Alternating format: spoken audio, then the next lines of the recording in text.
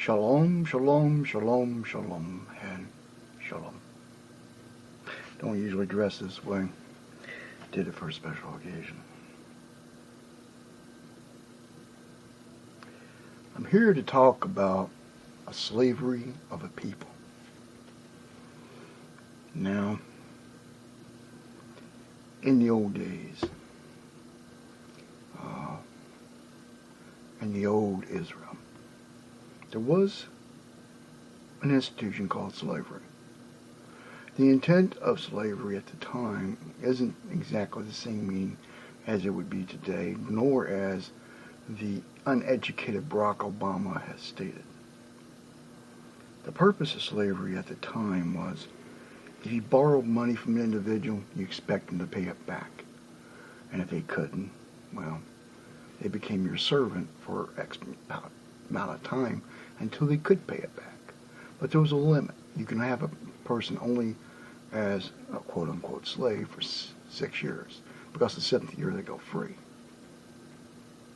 And if it came up to a jubilee year, they go free anyhow. Agreeably, there was a difference if a father or a family sold their daughter into slavery, to where she was a slave forever. Any of our children were also as such. But that's the way the law was worded. The intent of the law, not exactly understood by cultures of today, was to protect them, to make sure that they were well taken care of, well fed, etc. It sounds wrong, it sounds harsh to the culture of today, but it wasn't meant that way. It was meant to protect. And I do understand. But a person could also get somebody else out, could either by purchasing them out of the slavery, or could get them out by asking nicely, either that person or the slave, etc. And if the slave would happen to be mistreated in any way, then they could petition the elders of said community and would achieve their freedom that way. So slaves were never mistreated. I guess the best way of looking at it is being forced employed, which is also not within our view today. But this is a different time, a different culture, and it's a bit hard to accept otherwise. I use this as an example for the slavery currently going on in Britain. And there's a lot of slavery going on there. The British people, although, as I have mentioned before, I am definitely pro-IRA. I'm not in agreement with factions within the IRA. I just support Irish independence. And only to that degree. Some of the other stuff, not so much. Now, we have a lot of things going on in Britain. I'm not going to get mad and angry like I probably could. But we have people like George, I also have my notes over here, that's what I'm looking at. George Osborne, right? He's receiving public money from farm subsidies. And he's a MP. And he's defending the 250% increase in the banker's salary to the European courts. Now you see the banks in the UK received a major bailout from public money. Over £100 billion, which the British people aren't that likely to see again. In other words, it was just given away. You have Richard Branson, right? Richard Branson is an entrepreneur who just recently lost his estate in Britain because he couldn't afford the taxes. And he said he moved to the British Virgin Islands because he wanted to. He wasn't trying to avoid taxes. But he is. He's also working in one of his money-gathering routines to dismantle the NHS, at the same time taking in public money in that venture. Now, don't get me wrong. I'm for private health care, but not handing over taxpayer money to support the endeavor. If they want to make money by privatizing, by all means. But no public money. No tax money. But really, I think he's over in the British Virgin Islands to avoid taxes. Now, we have, I had to write this down, 340 members of Parliament who receive payment for their electric bills, right, from public money. The public is paying for it, not them. And these people make 6 figures in Britain. Don't know how much, not been told. I don't think the British people know how much they're being paid. But they're making 6 figures. That's a lot. We have other people running around like Lord Bell, Lord Hale, Lord Challington, Danny Alexander, ripping the money that comes in to Britain and using it for other things. Now, George Osborne and Danny Alexander were the architects of austerity, this grandiose scheme to bring Britain back into prosperity. Hasn't happened yet. They have either low pay or no pay. See, they'll sit there and you go up to the job center in Britain and you try to get a job. Well, they'll get you to go somewhere and you have to go work there for free. And you say, oh, you're working for your benefits. Well, if you worked all your life and you paid money in, well, you figure you get the money back, right? Because you paid it in like an insurance policy.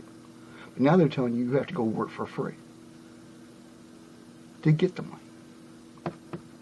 I'll get to that again.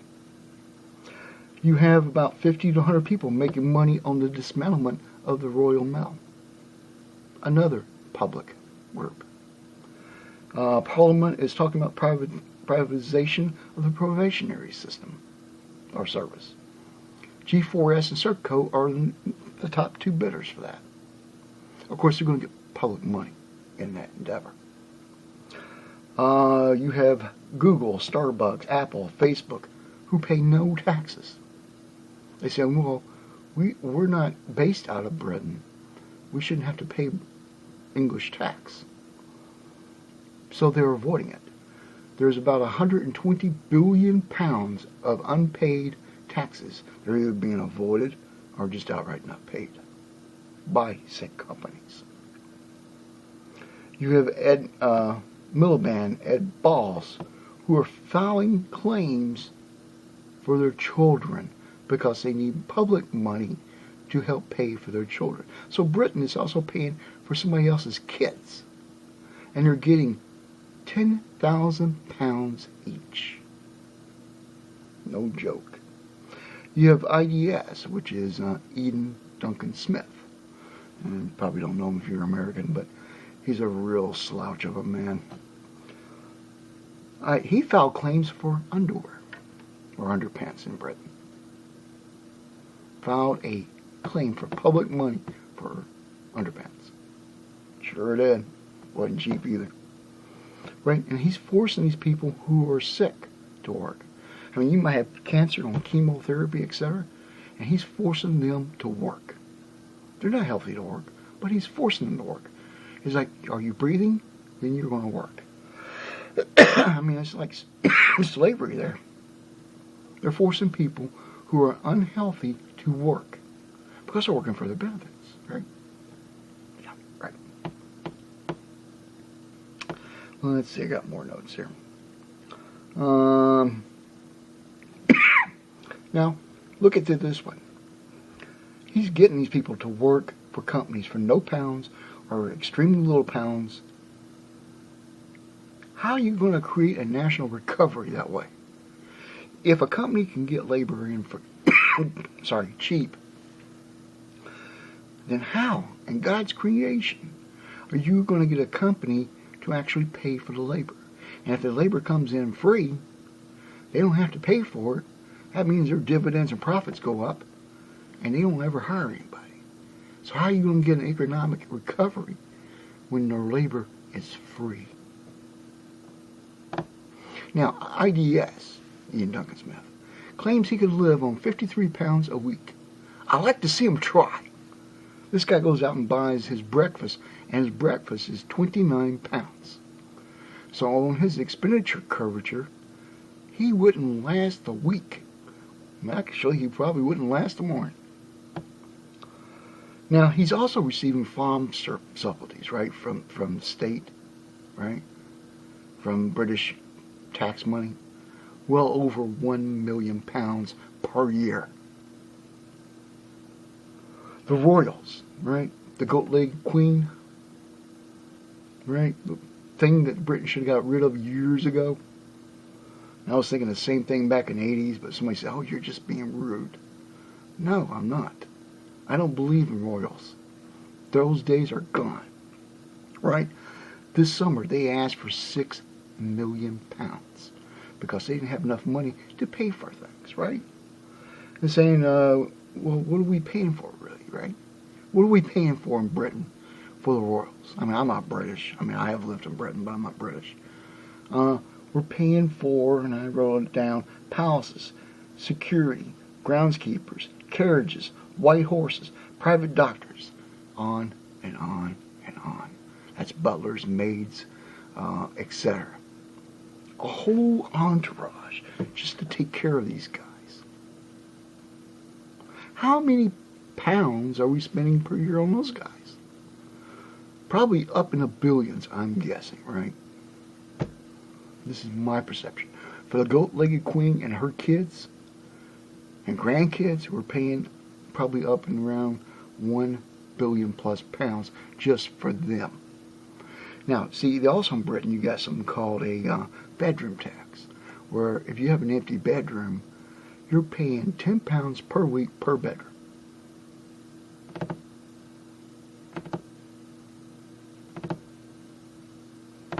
No.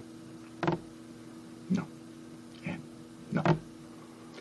On top of this, they have sanctioned over 850,000 people sanctioned, getting paid too much or whatever, or shouldn't be eligible to receive or whatnot. That's about 50% of the Social Security in that country. They got about 2 million on Social Security. So, with the goat-legged queen and Parliament ripping and tearing the country apart by stealing from the people. And that's what's going on in Britain. And that's why they'll never see an economic recovery with this nonsense going on. Now, I agree with privatization of some things. Some things no, some things yes. Right? Some things need the state government, and there's a reason for it. It's their job. Some things no. But when you're getting into like 1.2 trillion pounds in for tax money from this, that, and the other, when it comes into the MPs, just like here in the States, they think it's their money. And they're acting for their benefit. Oh, you people, you're working for me. It's for me you're doing all this work. I would say that slavery has returned again, in the most ugliest form of it, to where the privileged is trampling upon the liberties and freedoms of the non-privileged, and thus slavery in the UK, in the US, and other parts of the world have returned. As all things, it is a circle. For where it begins is where it ends, and where it ends, it begins. Take care. Shalom.